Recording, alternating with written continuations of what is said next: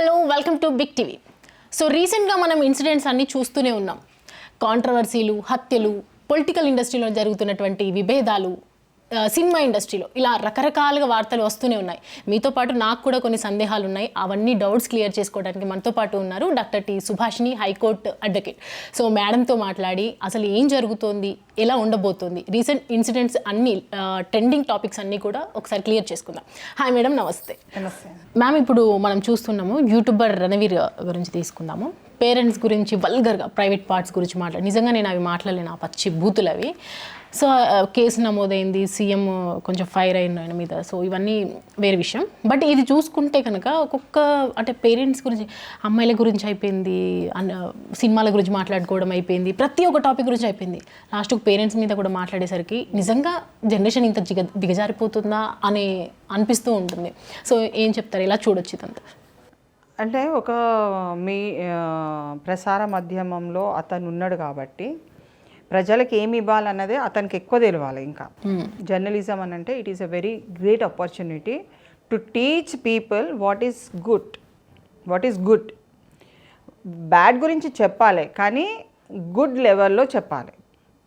దాన్ని ఎక్స్పోజింగ్ అన్నది ఏ విధంగా చేయొచ్చు అని అంటే, ఒక పేరెంట్ భార్యాభర్తలు అన్నది అది ఒక విలువైన సమాజాని కోసము ఒక విలువనిచ్చే అంటే వర్డ్ పేరెంట్ అంటే, భార్యాభర్తలు అంటే పేరెంట్ కింద చూస్తాం.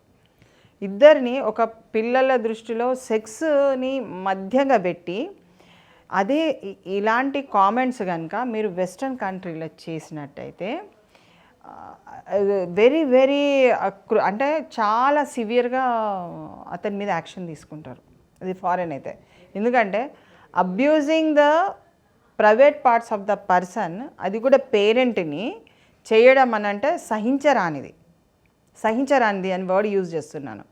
And it is very abusing for the parent, అంటే పేరెంట్ కేటగిరీ కానీ పేరెంట్ ఒక వ్యక్తిత్వం కానీ అక్కడ తీసేసినట్టుగా అయితే. మనం ఎన్ని కామెంట్ చేసినా పిల్లలే పేరెంట్స్ని తిడితే మనం ఒప్పుకోం. నువ్వు పేరెంట్స్ గురించి ప్రైవేట్ పార్ట్స్ గురించి కామెంట్ చేసే అధికారం కానీ అతని పైన అతనికి ఎలాంటి హక్కు లేదు.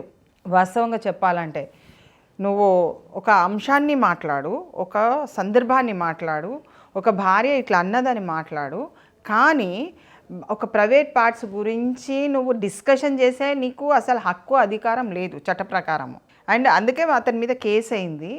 అతని శిక్ష అర్హుడు. డెఫినెట్గా they will be government has taken a lot of seriousness on it. అతను చేసే ప్రయత్నము ఏదో తెలపడానికి అంటే ఏదో ఎక్స్పోజ్ అంటే హైప్ క్రియేటింగ్ చేసుకోవడానికి కానీ, అంటే దాన్ని ఏదో ఒక విచిత్రంగా ఒక భార్యాభర్తల యొక్క వ్యవహారాన్ని విచిత్రంగా క్రియేట్ చేయాల్సినంత అవసరం లేదు. ఎందుకంటే తాను కూడా ఒక కొడుకుగా ఉన్నాడు, తను కూడా ఒక తండ్రిగా ఉండొచ్చు.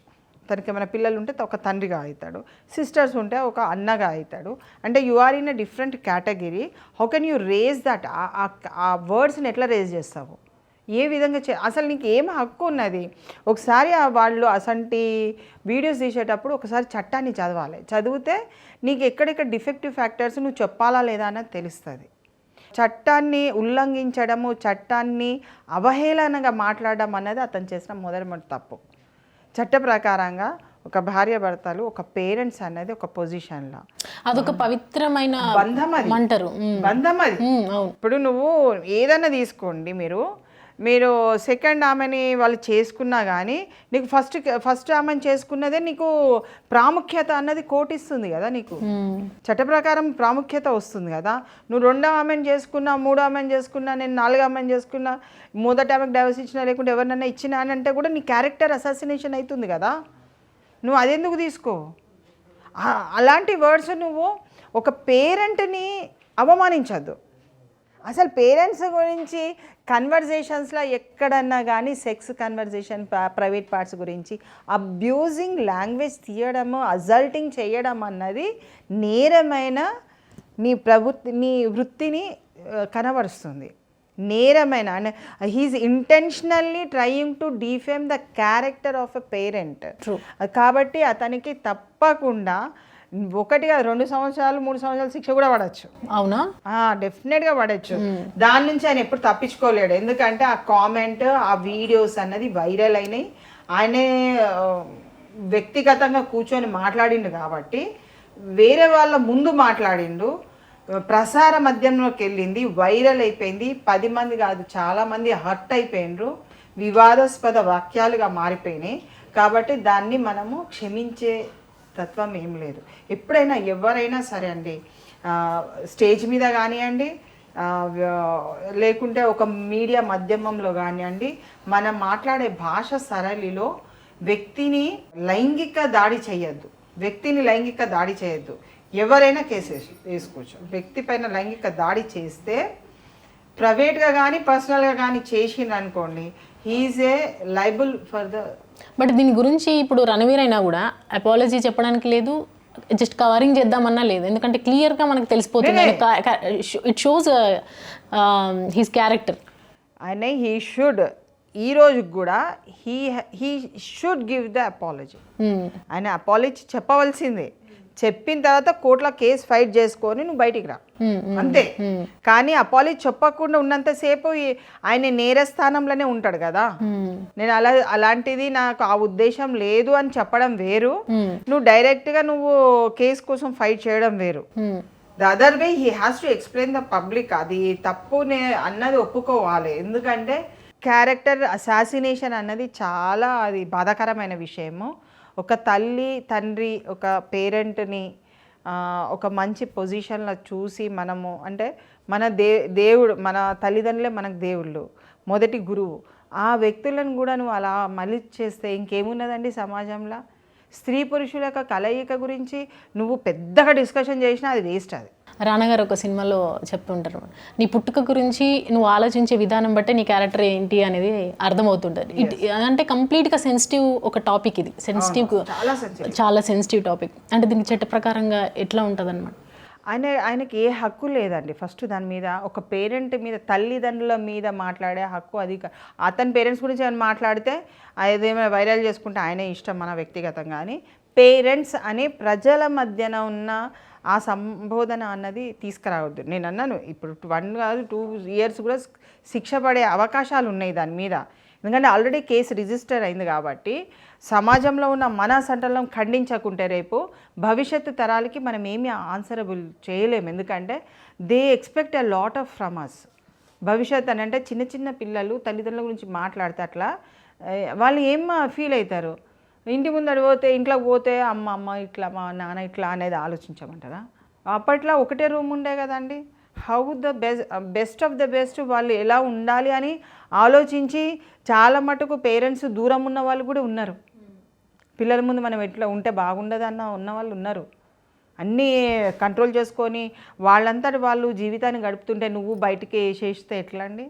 అలాంటివన్నీ వేయకూడదు. ఆయనకి ఏ పవర్ లేదు, ఆయనకి హక్కుదారు లేదు, స్వేచ్ఛ లేదు అసలు ఇట్లాంటి టాపిక్స్ మీద ఇది మన పర్సనల్ లిబర్టీని, మన ఇండివిజువల్గా ఉన్న ఫ్రీడమ్ని అతను ఇది చేసిన పర్సనల్ లిబర్టీని కూడా కట్టైల్ చేస్తున్నాడు అతను. ఆర్టికల్ 21 కూడా చాలా ఎఫెక్టివ్గా పనిచేయొచ్చు దీని మీద కూడా. మన ప్రైవసీ లైఫ్ కూడా చాలా ఇంపార్టెంట్ అండి. మనం బతికేది ఎందుకు? హ్యూమన్ రైట్స్ వయలేషన్ నువ్వు చేస్తే, నువ్వు ఒక పర్సన్గా యూట్యూబర్గా నువ్వు చేస్తే ఎట్లా అండి? If you think you are only the man can do it అని అంటే ఎట్లా? కొంచెము అంటే he should be very sensible to this issues. And తల్లిదండ్రులు అన్నప్పుడు అందరికీ పిల్లలు ఉన్నారు, మాకు కూడా పిల్లలు ఉన్నారు, అందరికీ పిల్లలు. ఆ పిల్లల ఒక రెస్పెక్ట్ కూడా నువ్వు కాపాడాలి. పేరెంట్స్ని అట్లా కార్నర్ చేసి మాట్లాడడం ద్వారా, అంత వల్గర్గా మాట్లాడడం ద్వారా, ప్రైవేట్ పార్ట్స్ నేను ఇది చేయడం ద్వారా, ఎక్స్పోజ్ చేయడం ద్వారా దానికి ఏం రాదు.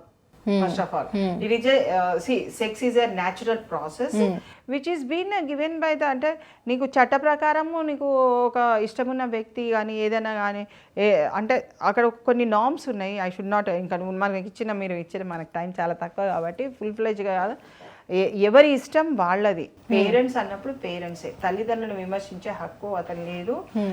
తల్లిదండ్రులకు వాళ్ళ ఇష్టం ఉన్న జీవితాన్ని వాళ్ళు గడపచ్చు. నువ్వెవరు ప్రశ్నించే హక్కు నీకు లేదు. Should take the permission. ఎవరి గురించి మాట్లాడతావు? వ్యక్తి గురించా, సమాజం గురించా? సమాజం గురించి అయితే నువ్వు గవర్నమెంట్ నుంచి పర్మిషన్ తీసుకో. ఛానల్స్కి కూడా చాలా ఇంపార్టెంట్ అది, ఎవరికి తెలియదు. But youtubers they have to take the permission and then speak on it. That is good. Permission, police నుంచి కూడా పర్మిషన్, మేము ఇది గురించి యూట్యూబ్లో దీని గురించి వేస్తున్నాము, you take the permission then you ఇది. కానీ without taking permission if you are అట్లనే ఇచ్చేస్తే you are liable for the punishment. Even యూట్యూబర్స్లో కూడా మీకు ఒక కేటగిరీ ఉంటుంది, ఆన్ చేయండి 3 డాట్స్ దగ్గర మీరు ఆన్ చేస్తే డిస్క్రిప్షన్, రిపోర్ట్లో మీరు రిపోర్ట్ అని నొక్కితే you will get the contents, sexual contents, abusing contents, you want to book the case on him అని అంటే కూడా అక్కడ మనం నొక్కితే మన డీటెయిల్స్ అని ఇచ్చి వాడు కేసు కూడా బుక్ చేస్తాడు. సో యూట్యూబర్స్ మీకు అక్కడి వరకు మీరు గూగుల్ వాళ్ళ అక్కడ కూడా వరకు మనకు పర్మిషన్స్ ఉన్నాయి.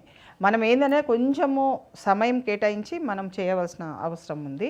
కాబట్టి ఇలాంటి వాటిని మనం ప్రోత్సహించకుండా, ఇలాంటి టాపిక్స్ని ప్రోత్సహించకుండా మంచి టాపిక్స్ని పిల్లల్ని పైకి ఈ సమాజానికి ఎలా తెస్తే బాగుంటుంది, ఎలాంటి టాపిక్స్ని ఇంట్రడ్యూస్ చేస్తే, ఎలాంటి విషయాలు చెప్తే వాళ్ళు తెలుసుకుంటారు అన్న విషయాన్ని పరిజ్ఞానాన్ని ఇచ్చినట్టయితే మనము జీవితంలో ధన్యం చేసుకున్నట్టే. మంచి పౌరుణ్ణి ఒక మీడియా తీర్చిదిద్దిందంటే credit goes to the media.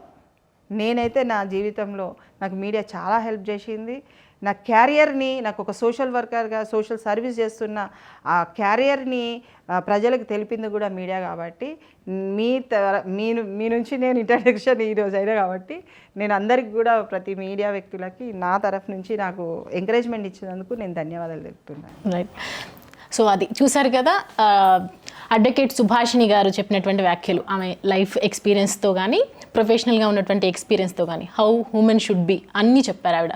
చట్టపరంగా ఎలా ముందుకెళ్ళాలి, అమ్మాయిలకి ప్రాబ్లమ్స్ వస్తే ఎలా ముందుకెళ్ళాలి, జెన్యున్గా రిలేషన్లో ఎలా ఉండాలి, ఇవన్నిటి గురించి కూడా క్లారిటీ ఇచ్చారు. రీసెంట్గా జరుగుతున్నటువంటి ఇన్సిడెంట్స్ అన్నిటి టాపిక్స్ మీద కూడా అందరికీ అవేర్నెస్ కల్పించేటట్టుగా మాట్లాడారు ఆవిడ. Thank you madam, thank you so much. For more videos like this, subscribe Big TV channel.